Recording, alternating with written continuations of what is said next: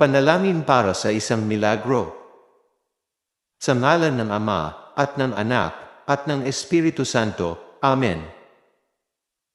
Panginoong Hesus, Ikaw po ang makapangyarihang Diyos at manunubos. Ako po ay lumalapit sa iyo ngayon upang hilingin ang iyong grasya at pagpapala. Ako po ngayon, Panginoon, ay nasa sitwasyong mahirap at tila wala ng pag-asa. Nahihirapan po ngayon ang aking isip, katawan at damdamin. Tulungan mo po sana ako, Panginoon, na makaahon sa sitwasyon na ito. Wala na po akong matatakbuhan.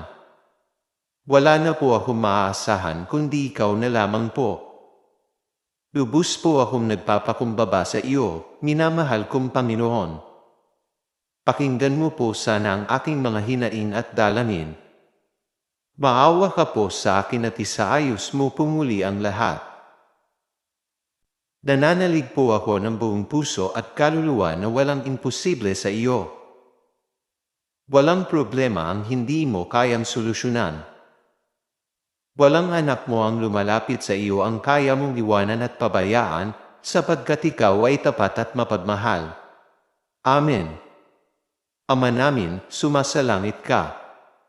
Sambahin ang ngalan mo, mapasa amin ang kaharian mo, sundin ang loob mo. Dito sa lupa para nam sa langit. Bigyan mo kami ngayon ng aming kakanin sa araw-araw.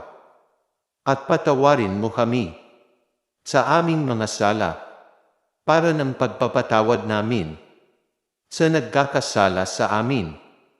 At huwag mo kami ipahintulot sa tukso at iadya mo kami sa lahat ng masama. Amen. Sa ngalan ng Ama, at ng Anak, at ng Espiritu Santo. Amen.